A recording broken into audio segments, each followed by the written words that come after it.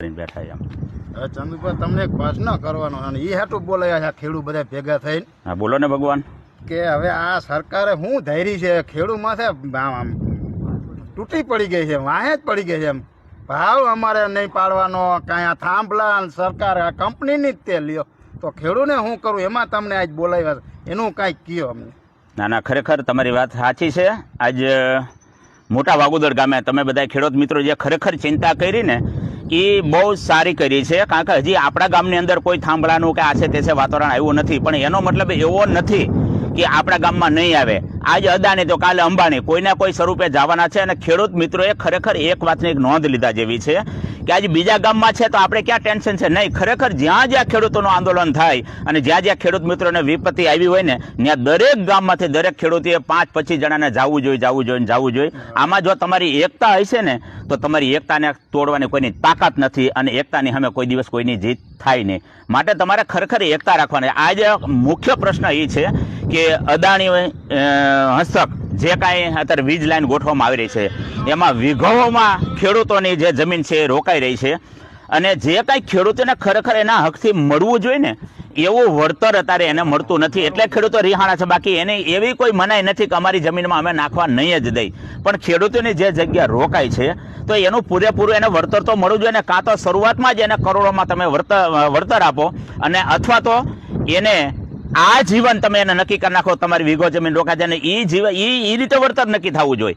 નટુભા કે અત્યારે જે કાંઈ ભાવ હાલી રહ્યો છે તો તમે અત્યારે વળતર નક્કી કરી નાખો, અમે તમને મહિને કે વર્ષે 50,000 આપશું એમ, બરાબર?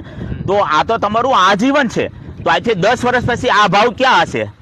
તો ખેડૂતનું વળતર એ રીતે નક્કી થવું જોઈએ કે તે પછી એને પેનલ્ટી સ્વરૂપે અંદર વધતું જવું પડે. 5 વર્ષે કે 10 વર્ષે એનો ભાવે વધવો પડે. તમારી જમીન 50 વર્ષ લગી રોકાઈ રહીએ તો એક સમયે ભાવ ક્યાંય તો આપણે 250 રૂપિયામાં કપાસ વેચતા હતા, અત્યારે 1500 વેચાય છે.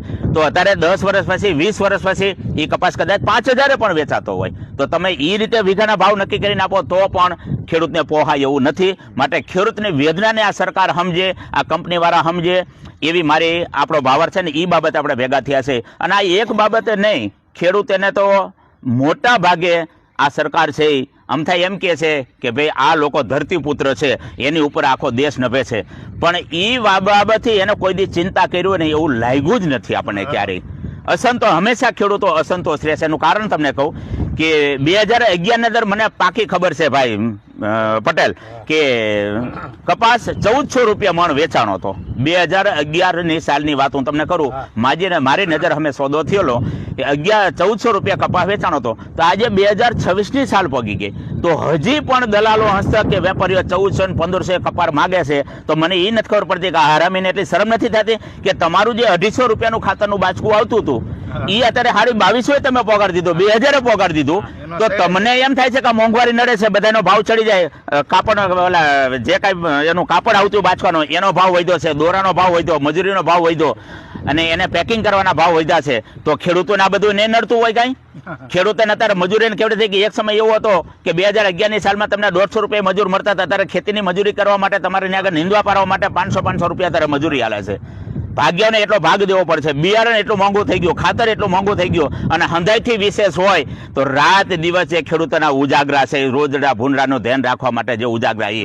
અને એનાથી વિશેષ બીજું કે લાઇટ ના મોટા ભાગે ખેડૂત માટે ધાંધિયા હોય છે.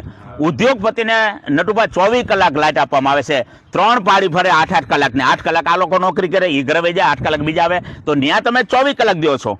એવડા વેડા મોટા મશીનો આગળ હાલતા હોય તો એમાં લાઇટ દેવાનું તમને નડતું નથી, બરાબર? અને આ ખેડૂતોને વાડીએ દેવાની થાય તો કે 8 કલાકમાં એમાં કાપ મૂકવામાં આવે છે, આપી દે છે બહાર આખો દિવસની લાઈટ. પણ એમાં ધાંધિયા જ હોય છે, ખેડૂતને રાહ જોઈને થાકી જાય. હવે આવશે ઓલો ખેડૂત નથી હોઈ શકતો કે નથી ઘરે રહી શકતો. આ ખેડૂતની જે વેદના છે એ સરકારે એક વાતની નોંધ લીધા જેવી છે. આ ભાવથી માંડી અને એક વાતની આ ખેડૂતને સરકારને મારી નમ્ર નિવેદન છે કે ખેડૂતોની આ વાતની તમે નોંધ લ્યો. આ તમારે સિરિયસથી વિચારવાની જરૂર છે.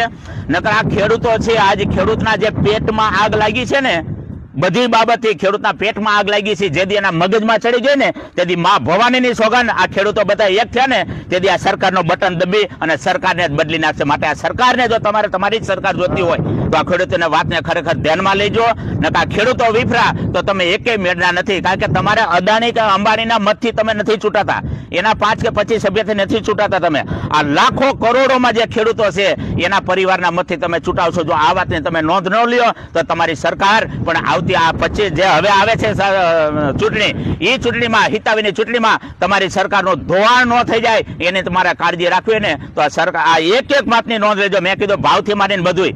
અને બીજું એક ખાસ એ બંધારણ કરો. હું તો મારો કહેવાનો મતલબ એટલો થાય છે કે આ વર્ષે તમે કપાસ 2000 રૂપિયા વેચાણો છે, છેલ્લે 2000 રૂપિયા વેચાણો છે, 1500 માં જ જતો, પણ છેલ્લે 2000 એટલે ગણ્યા ગાંઠા 2-5 ખેડૂત પાસે પડ્યો હોય ત્યારે 2000 કરે છે. ઓલા બધા બિચારા 1400-1500 માં વેચી અને જેના તાણ વાળા ખેડૂત હોય એના બિયારણ વાળાના, દવા વાળાના બધાના ચૂકવવાનો એટલે એના તરત વેચી નાખવો પડે. આવા ગણ્યા ગાંઠા ખેડૂત હોય કે એનો કપાસ થોડોક સમય સાચવી શકે એના 2-5 ના ગામમાંથી ભાવ ખાલી મળે છે. તો મારે એક ખાસ તો એ નોંધ લીધા જેવી છે આ સરકારને અને આ વેપારીઓને કે આ વર્ષે તમે 2000 માં કપાસ માંગ્યો તો આવતા વર્ષે તમે એના 2200 ન કરો તો આ ખેડૂતને દુઃખ નથી, એકાદા વર્ષમાં ન વધારતો, પણ તમે એનાથી નીચે માંગતા તમને શરમ નથી આવતી હારાવ કે ગયા વર્ષે 2000 માં માંગ્યા અત્યારે પાછા 1400 થી તમે શરૂઆત કરો તો હું ખેડૂતો માટે મોંઘવારી ઘટી ગઈ છે?